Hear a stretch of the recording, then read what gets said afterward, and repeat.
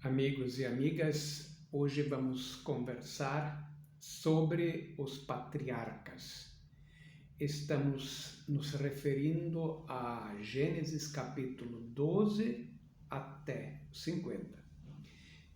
Poderíamos até dizer que já no capítulo 11 tem uma pequena referência, já inicia, mas a grosso modo a gente diz Gênesis 12 a 50.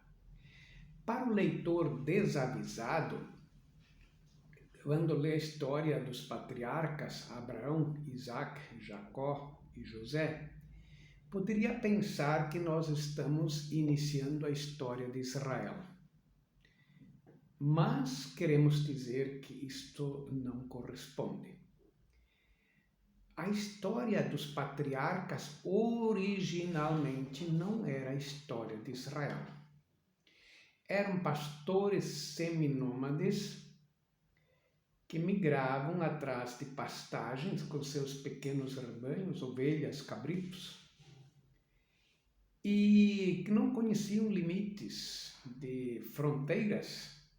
Eles migravam, provavelmente saindo de Ur da Caldeia, que hoje é Iraque, passando pela região da Pérsia, talvez hoje Irã, outros países da vizinhança, ali na região da Mesopotâmia, até descerem a Israel, que naquele tempo nem era Israel ainda, mas era Canaã.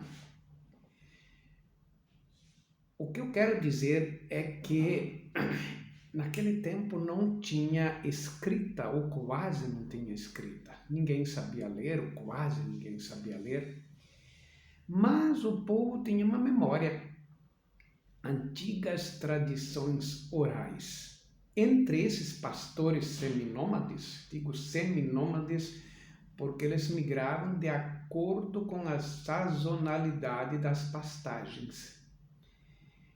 E nestas migrações, eles criaram uma certa característica própria, porque os agricultores, os outros que estavam fixos, eles tinham lá seus santuários, seus deuses. Os pastores não podiam frequentar santuários ou visitar periodicamente templos, santuários, suas divindades.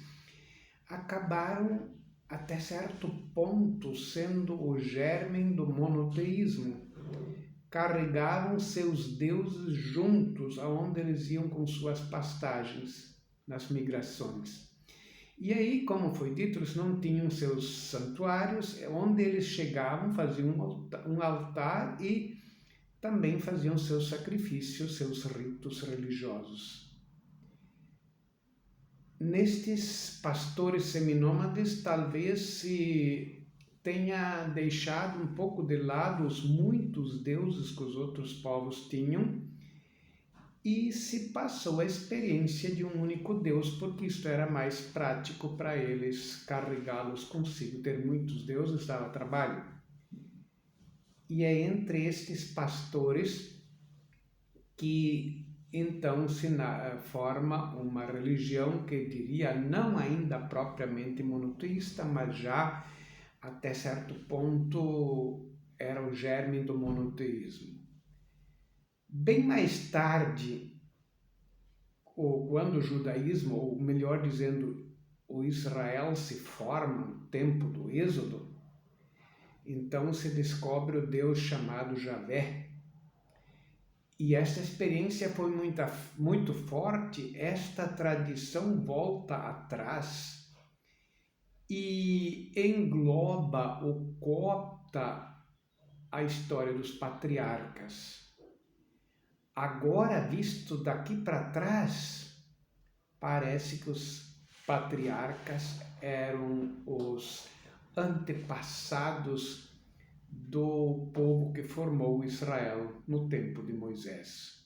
Isto é uma leitura, vamos dizer assim, um pouco forçada. Inclusive, o Deus de Abraão, ele se chamava o Deus dos pais, mas mais tarde ele é apresentado como sendo Javé. Mas ali temos que prestar atenção mais uma vez. Como eu disse, naquele tempo ninguém sabia ler e escrever, ou quase ninguém, né?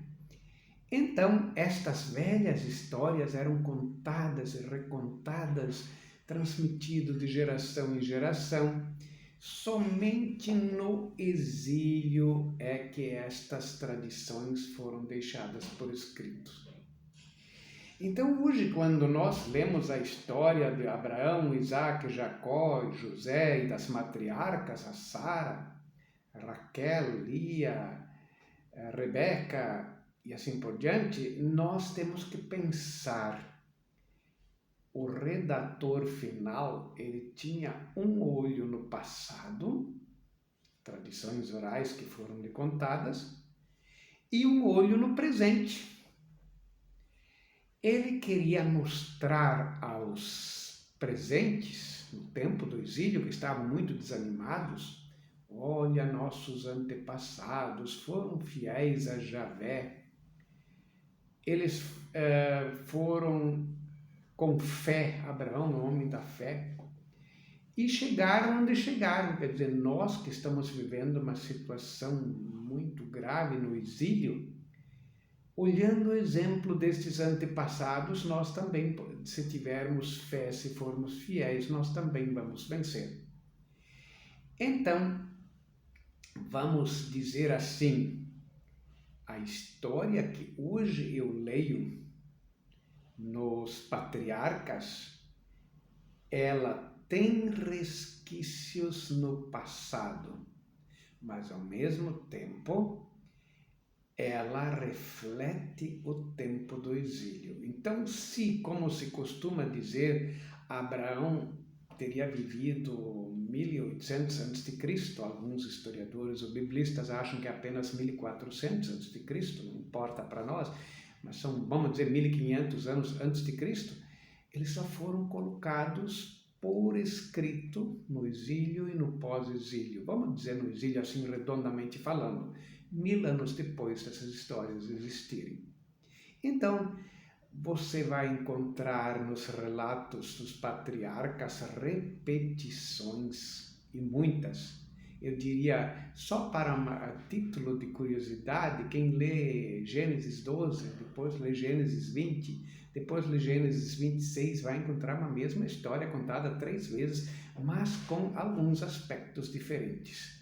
Então, diríamos assim, Gênesis 12:50 são antigas tradições que foram transmitidas oralmente e foram incorporadas pelo javismo como sendo seus antepassados e foram elaborados teologicamente nos tempos do exílio. Então, nesses livros há vestígios ou há resquícios de história, porém são mais teológicos do que propriamente históricos. Paz e bem.